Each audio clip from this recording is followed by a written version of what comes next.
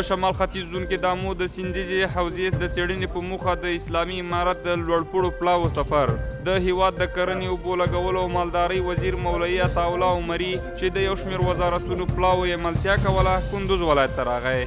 د اسلامي امارت د کابینې د پرېکړې له مخې دغه سفر د آمو سیندیزې حوزې سواحلو د ارزونې په موخه ترسره شوی دی.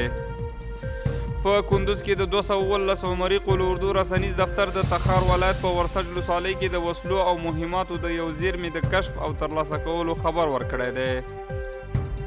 د WFP دفتر استازي د دشت یارچي ولسوالۍ له مشرتابه سره په کتنه کې د دغې ولسوالۍ د زاړه کانال د 40 کیلومتره د پاکوالي ژمنه کړې.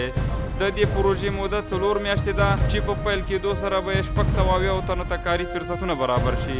خو اوس د دشت یارچي ولسوالۍ اوسیدونکي د زاړه کانال د بندښت له امله په خپلو کروندو کې د اوبو د کمښت له ستونزې سره مخ دي. د ORD دفتر د علي آباد ولسوالۍ په 900 بزګرانو د څارویو خوراکي توکي وویشل. په دغو مرستو کې 15 کیلو ګرامه د شفتالي تخم او 4 بورې کنجړه شامل دي.